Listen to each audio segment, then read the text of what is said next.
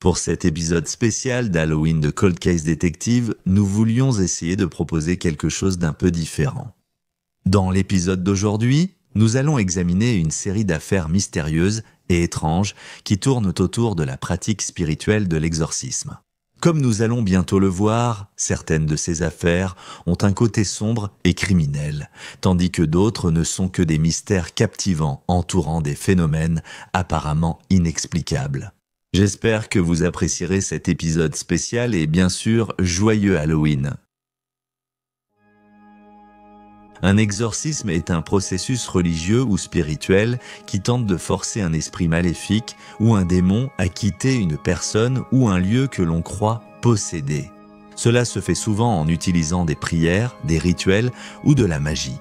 C'est une pratique dépassée et parfois même abjecte, souvent née d'une mauvaise compréhension des maladies mentales et qui a servi à victimiser ou même à criminaliser les personnes atteintes de troubles mentaux.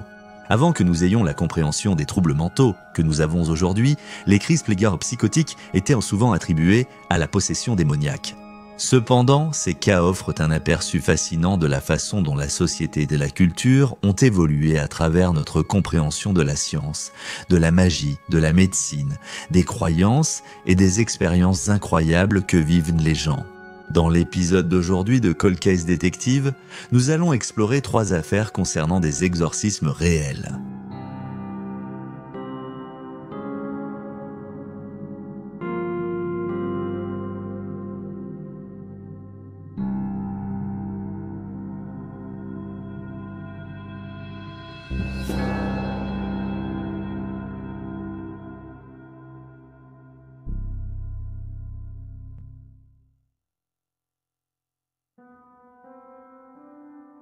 L'exorcisme de Tanaku.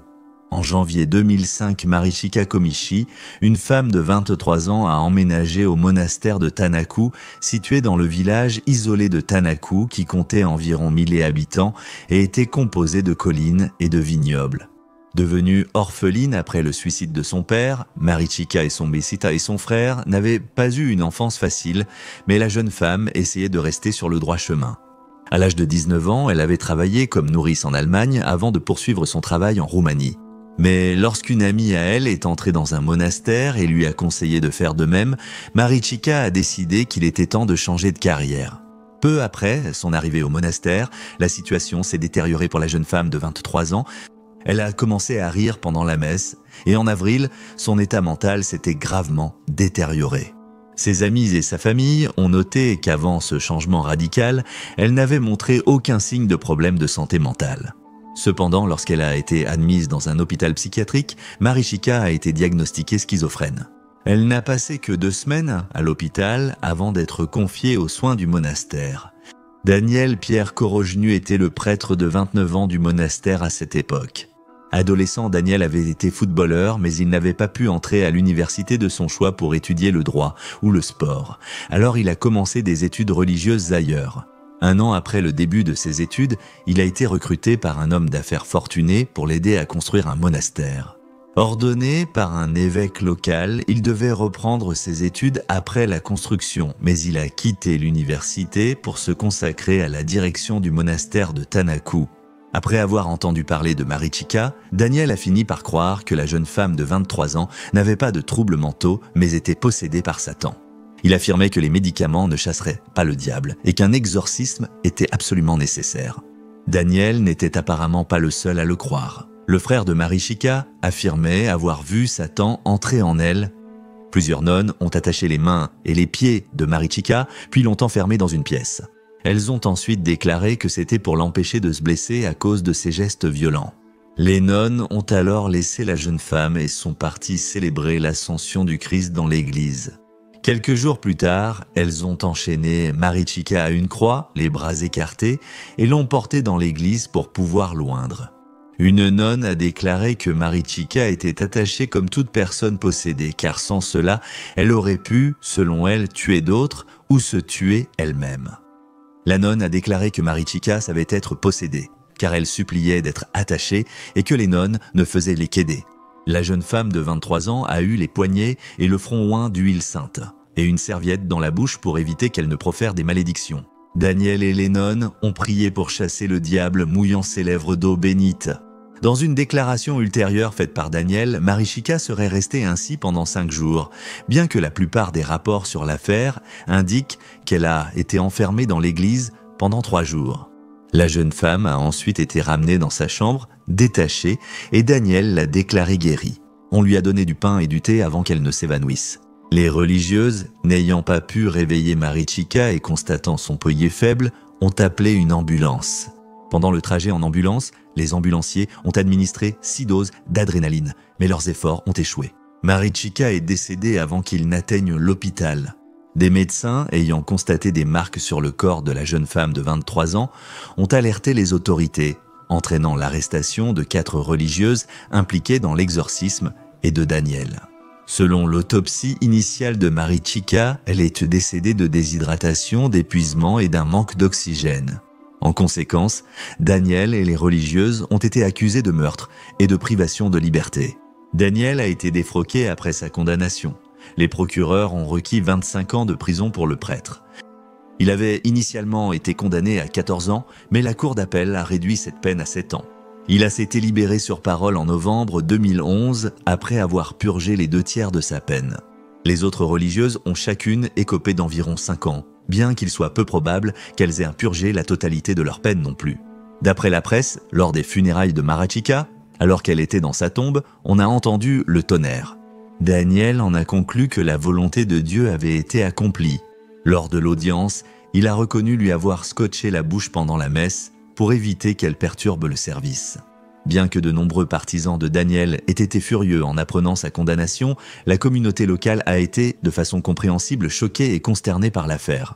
Plusieurs articles de 2014 affirment qu'en tentant de retourner à Tanaku pour construire un nouveau monastère au nom de Marichika, l'ancien prêtre a été chassé de la région par les habitants, ce qui montre clairement qu'il n'était pas le bienvenu dans leur village.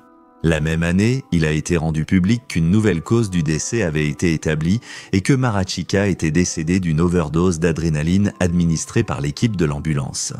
Selon Daniel, cette cause du décès avait été établie bien plus tôt, mais avait été écartée par les tribunaux. Malgré cela, beaucoup continuent de tenir Daniel et les religieuses pour responsables de la torture inutile et de la mort d'une jeune femme. L'affaire de Marichika a inspiré plusieurs livres, ainsi que le film de 2017, La Crucifixion.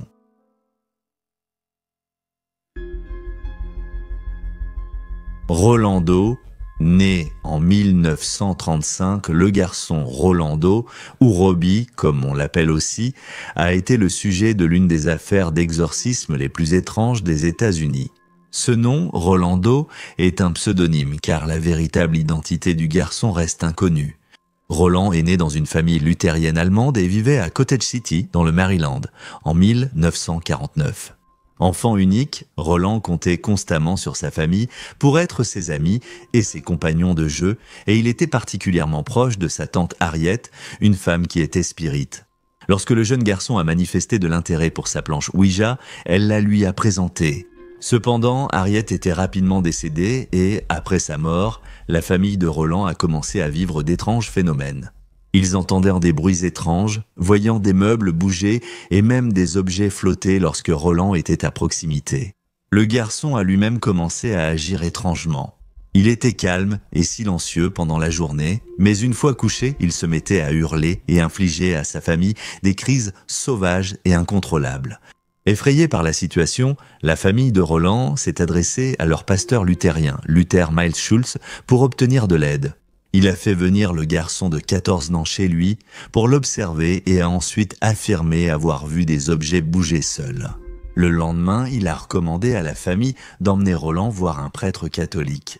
Selon l'histoire, Roland a ensuite subi une série d'exorcismes, dirigés par un prêtre catholique romain nommé Edward Hughes.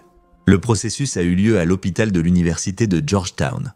Selon les rapports, lors de l'un de ces exorcismes, Roland a réussi à libérer une de ses mains des liens qui le maintenaient, a cassé un ressort du lit sous le matelas et l'a utilisé comme une arme de fortune, entaillant le bras de Hughes et mettant ainsi fin à la procédure. Cependant, malgré ces récits concernant Roland à l'université de Georgetown, des enquêtes récentes ont révélé peu de preuves pour étayer cette partie de l'histoire de Roland. Ce que nous savons avec certitude, c'est que la famille s'est rendue à Saint-Louis, où Roland avait une cousine. La cousine avait contacté un professeur à l'université de Saint-Louis, Raymond Bishop, qui a ensuite parlé à William Bowden, un membre de l'église du collège. Les deux prêtres se sont rendus visite à Roland chez sa famille. Une fois de plus, ils auraient vu des objets volés, un lit trembler, et le jeune garçon leur parlait d'une voix gutturale tout en manifestant une aversion pour tout ce qui est sacré. En conséquence, un autre exorcisme a été organisé à South Saint-Louis, à l'hôpital des frères Alexiens. Connaissant l'histoire de Roland, les hommes ont compris que cela pouvait être dangereux et ont fait appel à deux autres prêtres, l'un nommé Walter Halloran, qui avait 26 ans à l'époque, et l'autre nommé William Van Roe. Selon Halloran, les mots « mal » et « enfer » sont apparus sur le corps de Roland, accompagnés de diverses marques rouges comme un X sur sa poitrine, une forme de fourche sur sa cuisse et plusieurs lignes qui descendaient du haut de ses jambes jusqu'à ses chevilles. Le matelas sur lequel Roland était allongé s'est remis à trembler. Il aurait même eu des crises. Pendant la procédure, les prêtres ont posé des crucifix et des chapelets sur son corps. À un moment du processus, le garçon de 14 ans aurait cassé le nez de Halloran, mais on ignore comment il s'y est pris. On disait que Roland était possédé par au moins 10 démons, et ce dernier exorcisme les a finalement expulsés de son corps. Par la suite, le jeune garçon semblait ne garder aucun souvenir des événements qui s'étaient produits pendant la période où il était possédé, et il a continué à mener une vie tout à fait normale. Raymond Bishop et William Bowden, persuadés de sa possession, ont noté chaque événement dans leurs journaux. Ces sources, ainsi que le témoignage du pasteur Scholz, ont contribué à ce que l'histoire soit relayée dans les journaux locaux de l'époque. Si cela commence à vous sembler familier, c'est parce que l'histoire de Rolando a inspiré le roman L'Exorciste de William Peter Blatty en 1971, qui a ensuite donné naissance au célèbre et apprécié film d'horreur surnaturel du même nom. Selon l'auteur Thomas Allen, le père Walter Halloran était le dernier témoin oculaire survivant de cette série d'exorcismes, qui, selon un témoignage, aurait été observé par 48 personnes, bien que les journaux des prêtres impliqués semblent contredire ce chiffre. Halloran est décédé en 2005. Thomas Allen a affirmé avoir découvert la vraie identité de Rolando, mais a assuré qu'il ne la révélerait jamais. Certains rapports indiquent que Walter Halloran était le seul prêtre impliqué à douter de la possession du garçon. Beaucoup de théories actuelles estiment qu'il n'y a jamais eu de phénomène surnaturel, tandis qu'un autre auteur suggère que Roland était un enfant perturbé cherchant l'attention par ses crises. Ce même auteur affirme que Walter Halloran a dit ne jamais avoir entendu la voix du garçon changer et qu'il imitait souvent les mots latins des prêtres. Il n'est pas devenu fluent dans la langue. Les prêtres n'ont pas vérifié les ongles de Roland pour savoir si ses blessures étaient auto-infligées. L'auteur ajoute qu'après avoir interrogé amis d'enfance et voisins, il conclut que Roland était un farceur malin qui effrayait sa mère et trompait les enfants du quartier. L'homme que l'on pense être Rolando a été retrouvé par un écrivain il y a plusieurs années. Il n'a ni confirmé ni nié son identité, mais il a clairement fait savoir qu'il n'était pas intéressé par une interview. En 2013, il était vivant et en bonne santé, âgé d'une 60aine d'années. La maison où il a séjourné à Saint-Louis est encore fréquentée par des touristes qui connaissent cette histoire incroyable.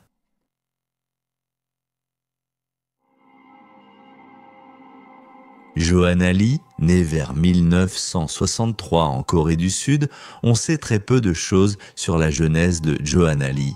Certaines sources disent qu'elle était orpheline, d'autres que ses parents étaient divorcés.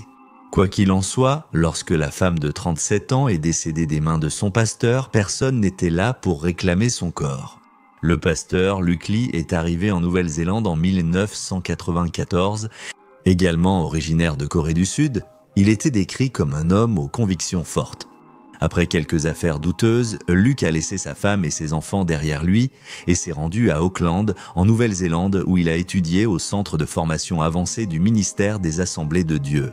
En 1996, il a épousé une autre femme coréenne nommée Joyce Lee. Le couple a ensuite eu une fille ensemble. Après sa formation, Luke a prêché 6 mois dans le sud de Londres avant de rentrer en Corée. Lors de son séjour, il a été emprisonné 1 an pour fraude. À son retour en Nouvelle-Zélande, il a fondé l'église du Seigneur de tous à Mount Roscoe, où il a dirigé 20 fidèles dont la plupart étaient coréens. On ne sait pas grand-chose de cette église, souvent qualifiée de secte, mais il paraît que certains des rituels étranges comprenèrent le jeûne, des cris aigus et le lavage de cheveux coupés dans de l'alcool. Johanna a rencontré pour la première fois le pasteur Luke Lee, qui n'avait aucun lien de parenté avec elle, en Corée du Sud en 1999.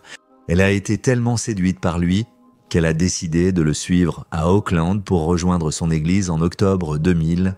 Le 9 décembre de cette année-là, Johanna aurait dit à Luke que des démons étaient en train de la tuer. Il lui a alors suggéré qu'ils essaient d'exorciser ces démons et a affirmé qu'elle était possédée par au moins 20 d'entre eux. Il a dit qu'il ne quitterait pas son corps avant sa mort, mais qu'après, il affirmait qu'elle pourrait être ramenée à la vie. L'exorcisme a commencé le 10 décembre. Pendant 6 heures, Luke s'est assis et a rebondi sur la poitrine et l'abdomen de Johanna, lui fracturant plusieurs os. Luke pensait qu'il devait expulser les démons en les poussant vers le haut depuis son estomac. Alors, lorsqu'ils sont apparemment arrivés à sa gorge, il a commencé à étrangler la femme de 37 ans avec ses mains. Cependant, les détails donnés par les adeptes de Luke au tribunal décrivent la scène horrible de manière plus détaillée. D'après un témoin, 4 personnes ont immobilisé Johanna alors qu'elle se débattait. Elle a continué à lutter contre Luke, tentant de lui ôter les mains du cou. Pendant qu'elle faisait cela, elle criait à plusieurs reprises « non ». Mais les fidèles continuaient de maintenir Johanna au sol parce qu'ils pensaient que c'était le démon qui parlait. Selon Luke, le démon lui a finalement dit qu'il quittait son corps et quelques secondes plus tard, Johanna a cessé de respirer. Luke a ensuite demandé à ses fidèles de placer son corps dans une des chambres. Il a affirmé que Johanna n'était pas morte, qu'elle était simplement temporairement au paradis. En quelques jours, une odeur nauséabonde a commencé à émaner de la chambre et son corps est devenu enflé et décoloré. Un fidèle de l'église a tenté de ranimer la femme de 37 ans en vain. Le corps n'a été signalé à la police qu'après sa découverte par un voisin. Le groupe leur avait demandé de les représenter dans les médias lorsque la résurrection miraculeuse d'une jeune femme serait révélée. Luke a été inculpé en lien avec la mort de Johanna. Il a refusé l'aide juridictionnelle, a renvoyé son avocat et n'a présenté aucune défense, ni interrogé lui-même aucun des témoins. Il a continué d'affirmer que Johanna ressusciterait et que tout cela était inutile. Au procès en novembre 2000, l'un des disciples de Luke a raconté comment il avait failli finir comme Johanna. Les disciples ont affirmé que Luke leur avait fait un exorcisme et qu'il n'avait en survécu qu'en simulant une toux pour lui faire croire que les démons étaient partis et qu'il cesse de les étrangler. Le disciple a également décrit Johanna comme une introvertie discrète, dévouée à l'église et qui s'efforçait de satisfaire les souhaits de Luke. Le jury a rendu le verdict de Luke en 4 heures. Reconnu coupable d'homicide involontaire, il a été condamné à 6 ans de prison avant d'être expulsé en Corée du Sud. En 2004, Luke a fait appel et, en 2005, un nouveau procès a été ordonné, mais tous les témoins étaient déjà repartis en Corée. En avril 2006, Luke a remporté l'appel contre sa condamnation. La cour d'appel a estimé que le consentement possible de Johanna à l'exorcisme n'avait pas été suffisamment pris en compte lors du premier procès de Luke. Après le procès de Luke, l'église du Dieu de tous s'est dissoute, la plupart de ses fidèles étant retournés en Corée du Sud. Ni les amis ni les proches de Johanna Lee n'ont pu être retrouvés pour organiser les funérailles. Ainsi, à la mi-2001, la communauté coréenne d'Auckland a organisé une cérémonie funéraire chrétienne pour elle et son corps a été incinéré. Et voilà les faits. Des mystères et des affaires criminelles tournant autour de l'exorcisme. Merci de laisser un commentaire ci-dessous avec vos propres théories et réactions et n'oubliez pas d'aimer cette vidéo et de vous abonner pour soutenir la chaîne. Si vous avez encore envie de contenu sur le True Crime, vous pouvez aussi écouter le podcast Cold Case Detective en suivant le lien ci-dessous. Merci d'avoir regardé, restez vigilants, restez en sécurité. Passez un merveilleux Halloween et je vous dis à la prochaine.